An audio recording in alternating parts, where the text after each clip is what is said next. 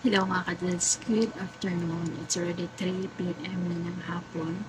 Kakaakyat ko lang kasi kakatapos ko lang din mag-lunch. Si Kunoto naman is hindi pa siya nakapag-lunch. So ngayon ang gagawin ko is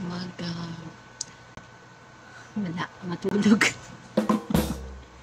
Charis. So ayan, busy ang mga person sila doon sa baba. Kasi mag may balak silang magbakasyon sa Bali, Indonesia. I don't know kung kailan. Pero ako ay magtutupi-tupi muna ako dito at maglilinis-linis muna ako dito sa aking paligid sa taas kasi sobrang kalayat na. So, yun mga kados. Wala pa namang tawag. And then, si Kunoto naman is, sabi niya magplansya siya pero nandun sa cellphone niya. Sabi ko magligpit-ligpit muna ako dito sa taas. Kakatawag lang sa akin yung my friend tita ang sabi. Mag-impake na daw kasi bukas na ako mag-aalis na sila. O diba? Bukas na ako maglinis. So yun mga kados, magpa-plansya ang person. Napakadami kong ipa-plansya. Tapos yung maleta na paglagyan nito is napakaliit niya. I try kung mag-fit siya lahat. Meron pa dun sa baba. Pero yung iba hindi na kailangan i-plansya. Ito lang.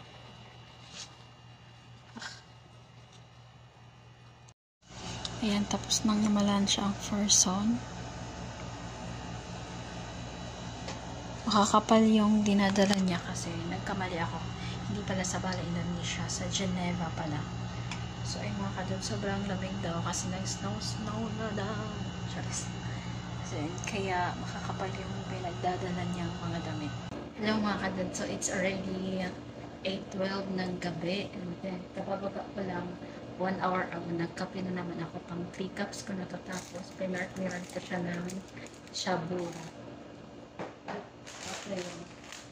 Kumuha ako ng isa. Hindi ko alam kung kanino yan. Basta dinala yan dito. Kakainin ko.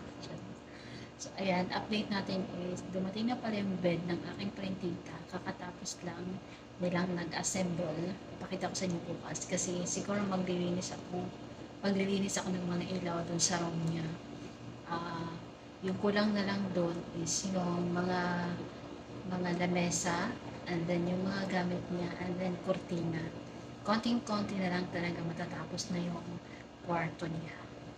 Ako nagluto kanina mga guys kasi bumili lang sila ng pagkain sa labas.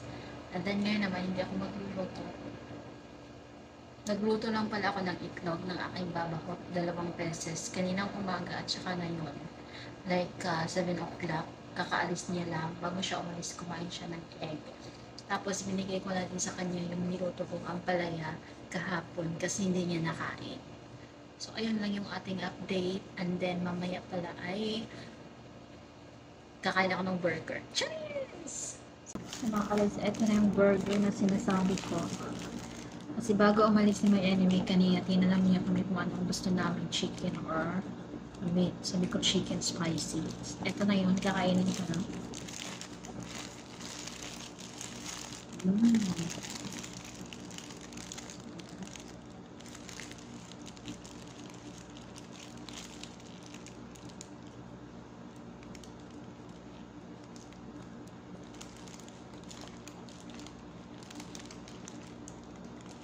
Yummy.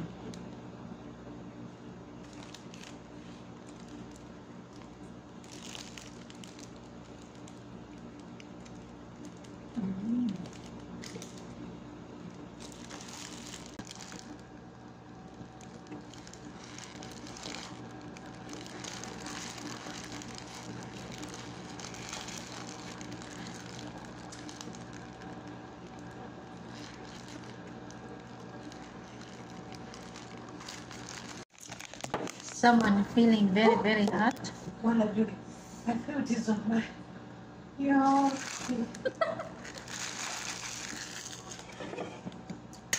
Oh, Why? I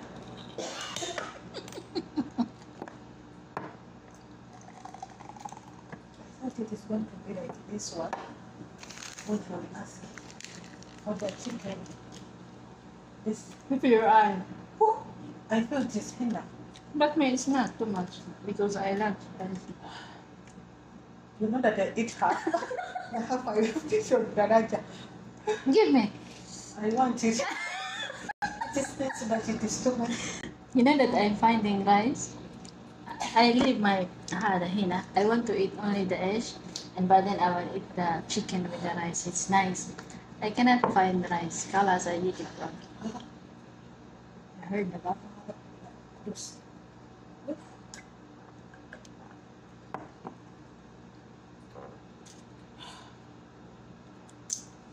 You have to do it on my house. It is Even you cry. today had something coming from my Not too much. but it is too much. No, Sharon, you will go Uganda. Kalas, you will. very cold. Every time you eat, you see, Mama, I want feel. I want spicy. That's for KFC. Smacked. You know the first one they put in KFC. But It the is chicken is really nice with the rice. you know KFC. They put it kid but Yeah. no. She cried. You know you need to eat when I put the food. Tinanong kasi si Konoto, sabi, anong gusto mo, chicken or meat? At first, gusto niya ng meat. Tapos narinig ko, nag-change siya ng chicken spicy. Akala niya, hindi sobrang spicy ngayon pagkakain niya. Masarap siya, pero sobrang spicy sa kanya kasi hindi siya mahilig sa maanghang. Sa akin naman, isakto lang, hindi masyado kasi mahilig ako sa maanghang. So ngayon, tumulo na yung luha niya. Tumulo yung luha niya kasi sobrang anghang para sa kanya. Kami ay aalis. Di ko alam kung saan. Di ko alam kung saan kami pupunta pero pinapasot kami ng abaya. So ayan, bilisan daw namin. Oh my God. Pumunta pala kami dito sa Aziz Mall mga kadod. Sobrang lapit lang talaga niya sa bahay. Dalawa lang naman yung sadya nila dito sa mall mga kados. Bumili lang sila ng gown na susuotin ng kanyang nanay sa wedding ng kanyang anak. Bumili lang nga din si my prentita ng power bank mga kados dahil nga kailangan niya ito dahil nga mamaya ay mag-flight na siya. Nung pauwi na nga kami mga kados ay may nabili nga si prentita ng corn at binigyan nga kami ng tag-iisa. At happy na naman nga ang tami ng person. Charis!